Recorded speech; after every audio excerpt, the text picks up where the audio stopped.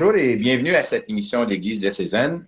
Aujourd'hui, j'ai le grand plaisir de vous présenter notre nouvel évêque, Monseigneur Thomas Dowd. Bonjour, Monseigneur. Bonjour.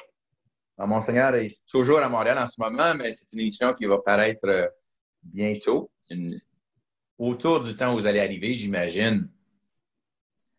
Alors, ma mission aujourd'hui, c'est de te faire connaître un peu aux gens du diocèse. Alors, j'aimerais d'abord, toi, tu viens d'une famille qui a grandi à Montréal. Vous étiez combien dans votre famille? Nous sommes 3. Et toi, tu es où? Actuellement, nous sommes 2 parce que malheureusement, mon frère est mort pendant l'été. Oui, j'ai vu ça, là. Quelque chose que tu as écrit à ce sujet. Oui, exact. Alors, nous sommes 2, mais mes parents ont eu 3 enfants. Alors, je suis l'aîné. Okay. Il y a mon frère qui est 2 ans plus jeune que moi, puis ma sœur, 5 ans plus jeune que moi. OK. Alors, l'écart d'âge est 5 ans? Oui, entre moi puis ma sœur. La sœur, OK. Alors, tu as grandi à Montréal. Quelle partie de Montréal? Parce que c'est immense, de Montréal, aujourd'hui. Pas aussi immense que le diocèse de Sault-Sainte-Marie, mais d'aller d'un bout à l'autre, ça prend pas 11 heures, comme d'aller de North Bay à Wawa ou à White River. Mais non, c'est assez grand. J'ai grandi dans la partie qu'on appelle le West Island, alors la partie ouest. Cette partie est séparée par l'autoroute. Il y a le West Island du nord puis du sud. Le sud, à l'époque, c'était beaucoup plus anglophone. Le nord était assez bilingue.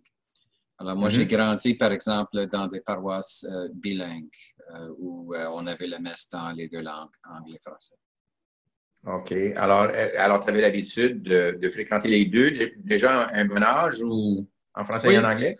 Mais comme je dis, moi quand j'étais jeune, je voyais une église bilingue. C'était mon expérience d'église. C'était la norme? Oui. Pour toi. Alors, c'est dire donc tu parles français, tu parles anglais, mais je sais que tu parles 2 autres langues aussi. Tu parles l'allemand? Oui, ma mère est allemande, alors j'ai appris l'allemand à la maison. Il faut dire que je ne suis jamais allé à l'école en allemand. Donc, mon allemand est assez allemand cuisine maison. C'est pas un allemand très sophistiqué. J'ai passé un été en Allemagne pour apprendre à parler davantage quand j'avais 26 ans. Mais je suis assez capable. J'ai pas beaucoup de pratique, mais je suis certain que si je retournerai en Allemagne, bon, donne-moi une semaine, puis après ça, je serai capable, je pense, de vivre, de bien passer un séjour. J'ai aussi appris l'italien et l'espagnol. Donc, c'est 5. 5 ans, OK.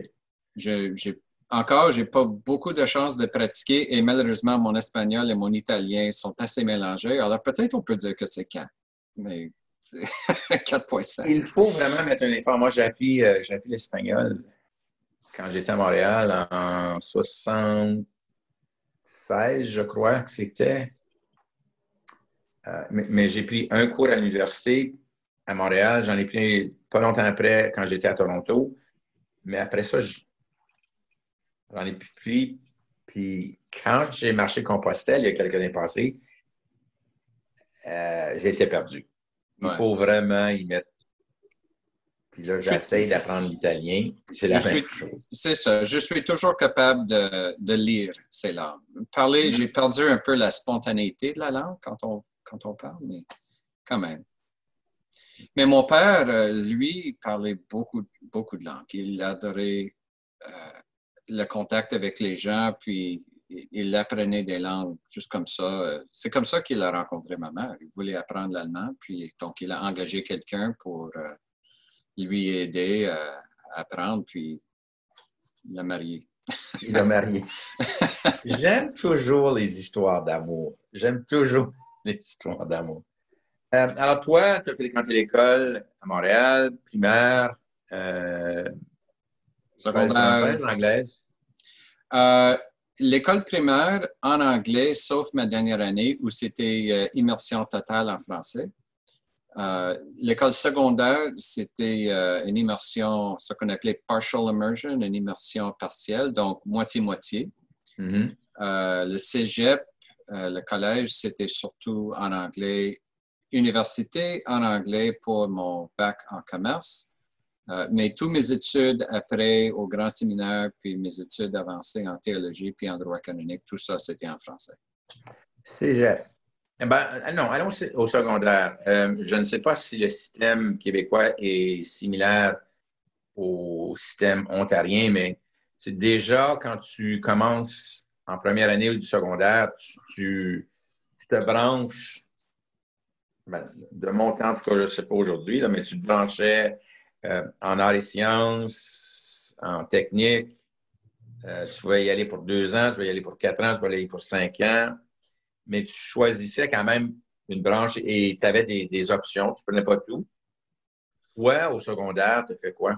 Oui, je sais que les systèmes sont un peu différents. Par exemple, pour nous, la dernière année d'école secondaire, c'est la 11e année, pas le 12e.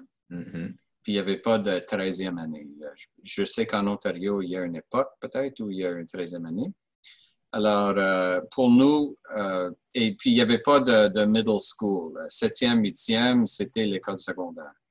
Donc, l'école secondaire commençait en 7e année pour 5 ans. Donc, on commençait à choisir nos cours en 10e année. Donc, c'était le point de départ d'un choix entre les sciences versus d'autres options. Okay. Donc, les 2 dernières années de secondaire, c'est là qu'on commence à prendre à personnaliser davantage. Exact, exact. OK. Et toi, au secondaire, est-ce que tu avais déjà commencé à te diriger dans une section ou un domaine précis ou c'était encore assez général pour ouvrir autant de portes plus tard? Non, moi, à cette époque, les gens disaient que c'était mieux de prendre un focus dans les sciences pour garder toutes les possibilités ouvertes parce que, bien sûr, si on veut faire ça plus tard, ça prend une bonne base. Alors, l'idée, c'était de faire ça. Mais moi, je n'étais pas sûr et je ne voulais pas faire quelque chose juste pour laisser toutes les portes ouvertes. Je voulais savoir, est-ce que je veux vraiment passer par cette porte? Alors, moi, j'ai continué à étudier les sciences, mais j'ai aussi pris des cours de business. Je me souviens, il y avait un cours d'affaires, c'était la comptabilité. La moitié de l'année, c'était la comptabilité. L'autre moitié, c'était le droit. Et puis, je pensais que j'aimerais le droit puis que je trouverais la comptabilité plate. Mais effectivement, j'ai découvert que c'était l'inverse. Et c'est grâce à ça que j'ai choisi d'aller étudier en commerce. Alors, je pense que c'était une bonne décision de ne pas avoir une approche trop étroite pour garder toutes les portes ouvertes parce que si on fait ça, comment est-ce qu'on sait par quelle porte on veut passer? Oui. Alors ça, c'est au secondaire, puis là, tu te diriges au collégial, au cégep, Oui. avant l'université. Ça, c'est une étape qu'on n'a pas ici en Ontario. Le cégep, normalement, qui mène à l'université. Parce qu'il y a 2 choses qui se passent au cégep. Tu peux avoir appeler ça un diplôme Technique. professionnel ou diplôme technique? Professionnel. Oui, oui. Mais Okay. cégep, c'est un collège d'éducation générale et professionnelle. Donc, il y a un diplôme de 3 ans qui est plus professionnel ou un diplôme de 2 ans qui prépare, c'est l'éducation générale qui prépare pour l'université. OK. Alors, toi, donc, au cégep, avais-tu déjà cette idée-là? Là? Tu te dis, les choses sont renversées, mais déjà, est-ce que tu avais une bonne idée au cégep? OK, c'est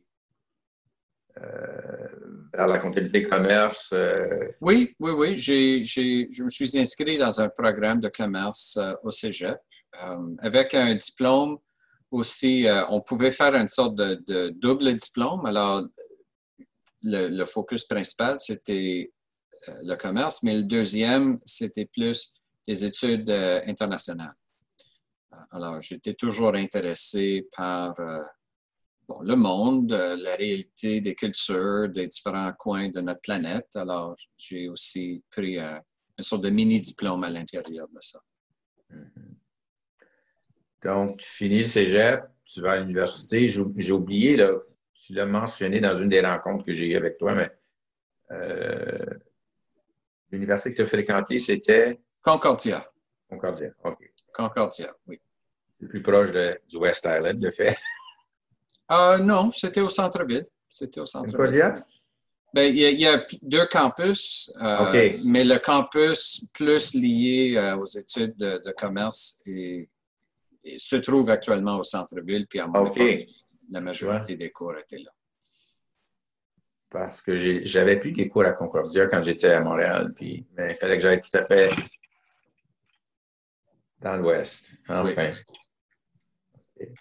Et là, tu fréquentes l'université spécialisée en quoi exactement? Le commerce international et la finance. Mm-hmm. Alors, surtout spécialité en comment former des équipes de personnes de différentes cultures. Comment aider les gens de différentes cultures à travailler ensemble, de mieux se comprendre et aider, par exemple, des expats qui vont ailleurs s'inculturer ou de recevoir des gens de d'autres pays. Donc, on appelle ça la gestion interculturelle. Donc, pour avoir une bonne entente entre les employés, pour avoir le meilleur rendement de tout le monde. C'est que on peut, c'est possible que, c'est ça, c'est possible que tous les gens parlent la même langue, parlent le français, mais ça ne veut pas dire qu'ils sont toujours sur la même longueur d'onde. Parce que quand on arrive, on a tout un langage juste par notre manière d'agir, par juste notre présence, parfois, ça parle déjà. Alors, comment aider les gens à mieux se comprendre, ne pas juger l'autre, etc. Voir le génie de la langue et de la culture de l'autre. Et de la personne aussi, j'imagine. Bien sûr, bien sûr. Parce que chaque personne a son génie. Mais ça, c'est universel, peu importe. Mais l'aspect culturel, ça ajoute une autre couche à ça. OK. OK. Alors, durant le temps que tu fréquentais l'école, avais-tu des loisirs auxquels tu t'adonnais beaucoup? Des loisirs, j'étais surtout comme sport, par exemple, je jouais au curling. Mm-hmm. Je ne sais pas si c'est un sport populaire dans le diocèse de Sault-Sainte-Marie, mais je faisais ça. Là, ça allait beaucoup, oui. Oui, alors, non, c'était plus ça. Mais j'étais très impliqué dans le mouvement étudiant. Quand j'étais à l'université, par exemple, même avant que j'arrive pour mes premiers cours, j'étais déjà impliqué et je suis devenu président de l'association dans ma dernière année. Mm-hmm. Alors, et ça, c'était quelque chose parce que la faculté de commerce, il y avait 5500 étudiants. Donc, notre budget en 1991, c'était cette année-là, je pense que c'était 450 000 $. Alors, c'était comme être maire d'un petit village ou quelque chose. Oui. On avait 150 bénévoles. C'était quelque chose.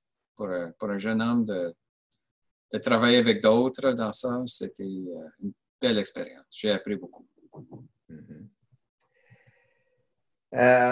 As-tu voyagé? Bon, non, une chose que je demande souvent, puis pourquoi ça me vient à l'esprit, là, quand je rencontre les couples en préparation de mariage, je leur demande, as-tu eu du travail à temps partiel au secondaire, au cégep? Oui, bien sûr, bien sûr. Qu'est-ce que tu as appris là? J'ai mon premier travail, c'était chez un Baskin Robbins. Alors, les étés. J'étais serveur de crème glacée. Et puis, j'ai toujours la technique. Je sais toujours comment le faire. Et chaque fois que je rentre dans un Baskin Robbins, j'ai une conversation avec la personne qui travaille là. Je connais. Ils n'ont pas changé la recette. Je connais tous les différents saveurs. Quelle est ta saveur préférée? World Class Chocolate. Oh, j'adore le chocolat. Ben, moi, mais ça c'est vraiment extraordinaire comme saveur. Okay. Alors, tu as travaillé à temps partiel que là? As-tu eu des emplois d'été qui ont été marquants? Mais c'est surtout là que j'ai travaillé. Je suis retourné là. Et puis, après mes études, j'ai travaillé à temps plein dans une firme de technologie. OK. Alors voilà, on arrive là. C'est une compagnie qui s'appelle Ericsson, je crois. Exact. Et si j'allais chercher ça, là, Ericsson, qu'est-ce que je trouverais comme description? C'était une compagnie de télécommunications fondée en Suède. Et puis, donc, ça se trouve à travers le monde. Je pense qu'à l'époque où j'étais là, on était dans plus que 100 pays.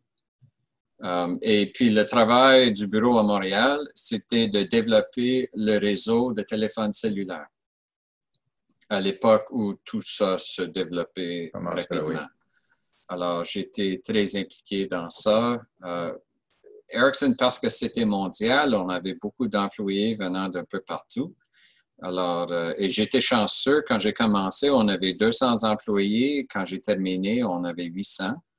Alors, à l'âge de 24, j'étais gérant d'un groupe international de vérification de logiciels. Les 200, ça, c'était à Montréal ou c'était mondial? Pardon? Quand tu as commencé à 200 employés, c'était à Montréal, ça? À Montréal uniquement. OK. Montréal uniquement. Non, à travers le monde, il y avait 10 000 employés, peut-être 15 000, je ne suis pas certain. Déjà, OK, à ce moment-là, OK. Alors, ça veut dire que ça a quadruplé dans les années que tu étais là. Donc, c'était en pleine... C'est le Bell Canada international de Suède. C'est énorme comme ferme. OK. Bon. Durant tout ce temps-là, toi, étais-tu un gars d'église? Oui. J'ai grandi dans une famille catholique. On fréquentait la messe. Mon père et moi, on faisait une équipe pour les lectures le dimanche. Alors, parfois, c'est lui qui faisait l'Ancien Testament, je faisais le Nouveau Testament ou vice-versa. Alors, un père puis un fils ensemble. J'ai passé à travers une période après mes études, quand je travaillais pour Ericsson, où j'ai pris un peu mes distances. Je n'ai pas cessé de pratiquer, mais je questionnais beaucoup. Et c'était un moment pour moi. Heureusement, j'étais dans une compagnie comme ça parce que l'Internet venait de commencer de manière beaucoup plus répandue.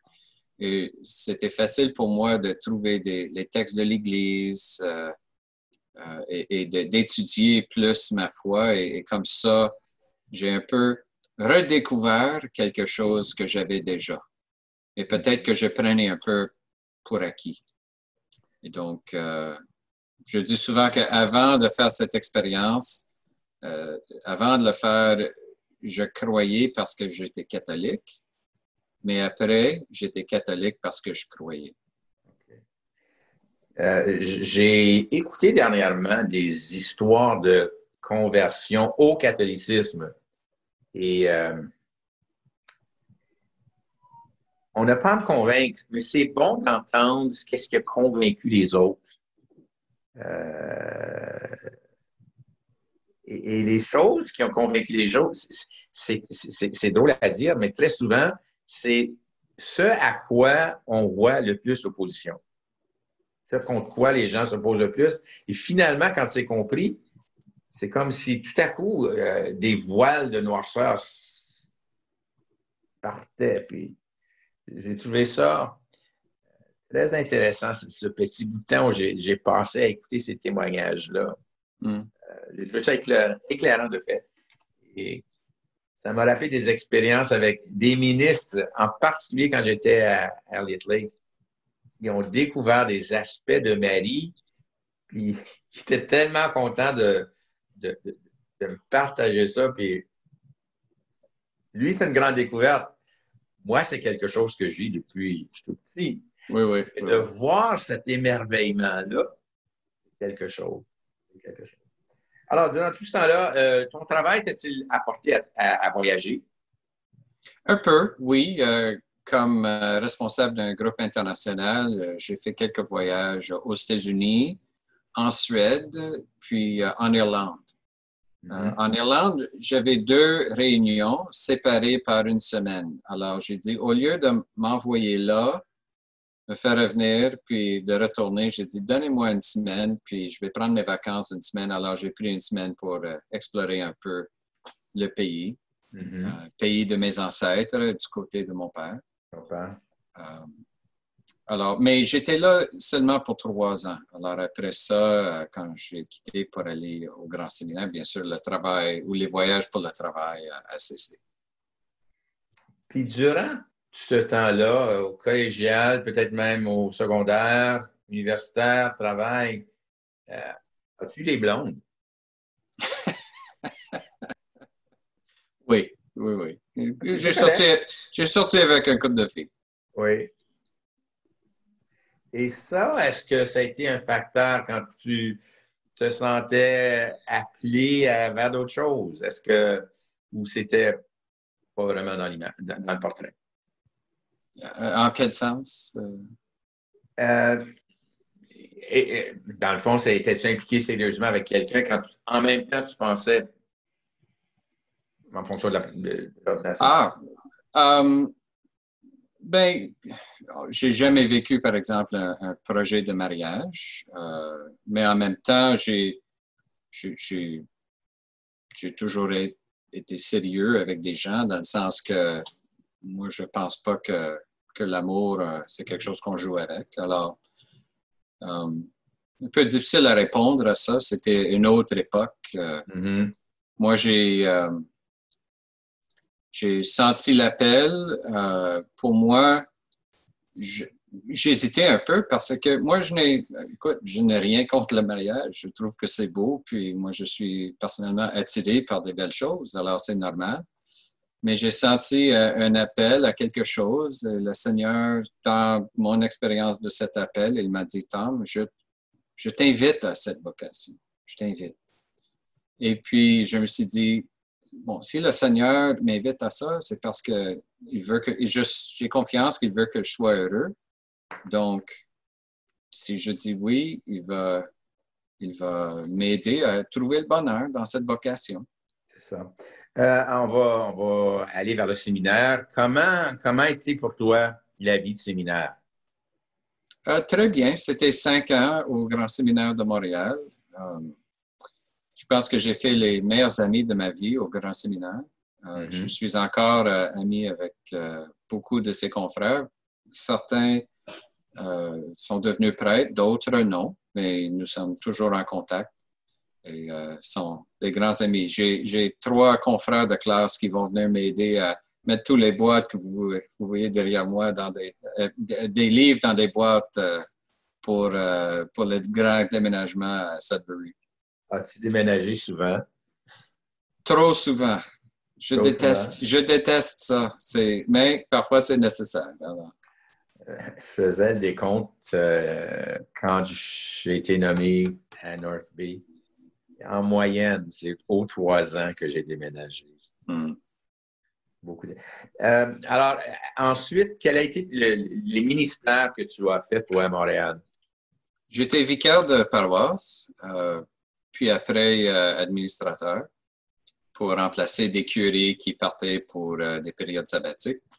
J'étais aussi professeur à l'Université Concordia, puis après, j'ai aussi donné des cours à McGill, puis au Grand Séminaire. J'étais aumônier d'hôpital. Et puis, enfin, j'étais au service diocésain dans ce qu'on appelait l'Office du personnel pastoral, où je faisais l'accueil, aider les prêtres venant de l'étranger pour les aider à s'installer à Montréal, puis de s'adapter un peu à notre réalité. Alors, après ça, j'ai été nommé évêque auxiliaire à Montréal.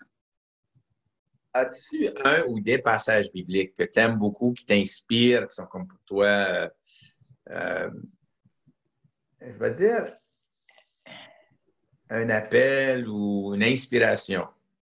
Pour moi, les passages, surtout concernant le pardon et la générosité de la miséricorde de Dieu, mais aussi notre devoir de se pardonner les uns les autres. quand Saint-Pierre a demandé « Combien de fois est-ce que je dois pardonner à mon frère, André? » Mais il n'a pas mentionné le nom, mais il a dit son frère. Alors, on sait qui. Jusqu'à 7 fois, puis la réponse de Jésus, c'est non, 490 fois. Ça m'a toujours frappé. Et honnêtement, quand j'ai pris ce temps de recul, je pense que c'est l'importance du pardon et que l'Église catholique enseigne cette importance comme un principe fondamental de notre foi, de notre vie morale, de notre engagement social, etc. Ça m'a beaucoup attiré ou réattiré à la foi catholique. Et moi, je pense que c'est pas juste un passage biblique, c'est un concept biblique, un concept de Jésus qui est le grand réconciliateur. Pour moi, c'est essentiel. On a presque fini. As-tu d'autres choses que je n'ai pas abordées? Merci beaucoup. Merci à toi, Gérald, et merci à tous ceux qui vont écouter cette émission. Et j'ai hâte de vous rencontrer en personne. Il m'a fait plaisir de t'accueillir, de te présenter aux gens du diocèse. Il y aura d'autres occasions, j'en suis certain. Des rencontres face à face entre nous deux, probablement, j'espère, avec les personnes du diocèse aussi. Merci, Monseigneur. Merci beaucoup. Et voilà, c'est Gérald Lajeunesse qui vous dit merci de la part d'Église diocésaine. J'espère qu'il y aura plusieurs occasions pour vous de rencontrer notre nouvel évêque dans les années à venir. Je vous dis à la prochaine. Mais pour cela, ne faut-il pas tant de fois apprendre encore à être vrai, apprendre à se connaître, être avant de paraître, s'aimer soi-même comme on est.